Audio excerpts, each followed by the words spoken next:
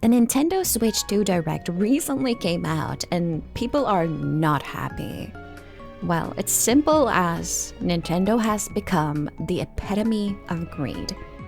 Now, if you're new to the scene or new to consoles or just not really into it at all, you may be wondering a little bit about it.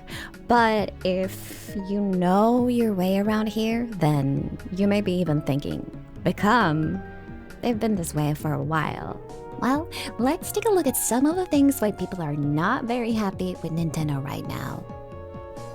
Back in the day, you would buy a physical game and that would be yours to own. It would be for you to play. However, now some games in the Switch 2 will not simply be the games. They will simply be keys. Meaning, technically, you own the right to play the game, not the actual game itself. Quote, some Switch 2 games will be on game key cards, which don't come with an actual game on it. Instead, the game key card is your key to downloading the full game to your system via the internet. After it's downloaded, you can play the game by inserting the game key card into your system and starting it up like a standard physical game card. Now, it's worth to mention that this is not something entirely new to the gaming scene when it comes to physical media.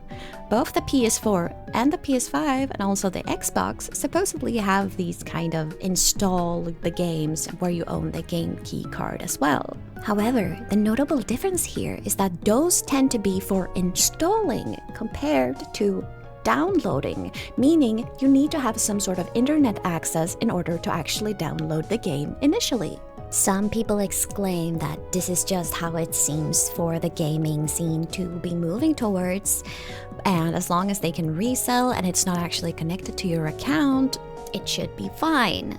There's also a bunch of back and forth about whether this means that if a service goes down, since a game would now be service-based, if the service goes down, will the game still be playable? Usually, I think it entails yes, since they would most likely think about this and have some sort of backup, but I think the concern is still valid, especially if you consider how Nintendo treated the 3DS eShop.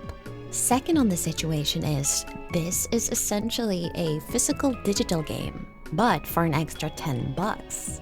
That's right. Our next talking point are the new prices for Nintendo games. Digital Nintendo games are now $80. The physical games will be around $90.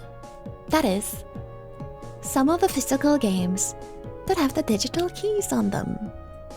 $80 for a digital game. Would you pay $80 for this?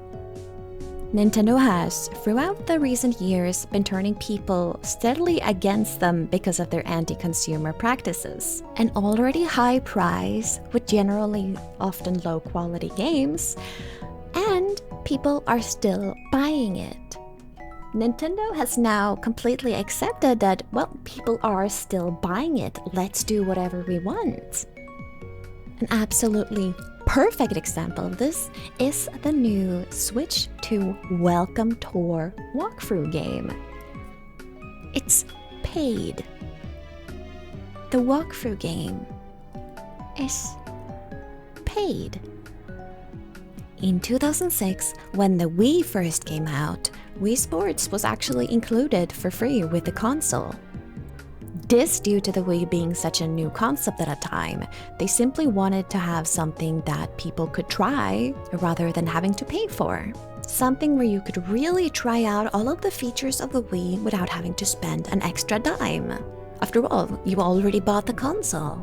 And this was only because Reggie begged for it.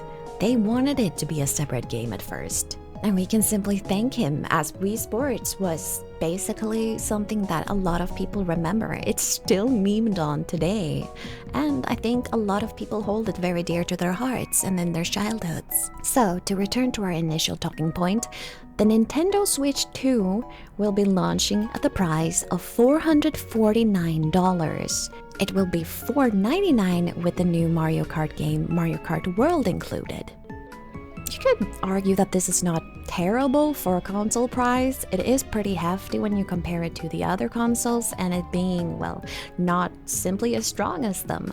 However, when the games are almost $100, you can buy 4 games for one Nintendo Switch. That's pretty hefty. That's actually pretty hefty. When, may I remind you, a lot of these games are actually pretty low effort and low quality. They release a gem every now and then, but most of the time, Nintendo is simply doing the bare minimum. No, below the bare minimum, just for the sake of it. I mean, look at the Pokemon series right now.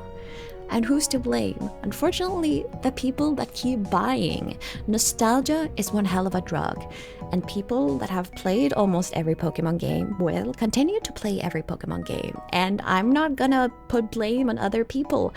Unfortunately, I am included. I will be playing the new Pokemon games because, again, nostalgia is one hell of a drug. Now, for the good news, if any, yes, there is some. The Delfino guy is in Mario Kart. And even better, the cow. The Moo Moo Meadows cow is in Mario Kart. Yes, these are the only good news. I'm not kidding. Well, that's kind of sad. Enough about that. What do you guys think? Will you be getting the Nintendo Switch too? Are you disappointed? Please feel free to comment down below.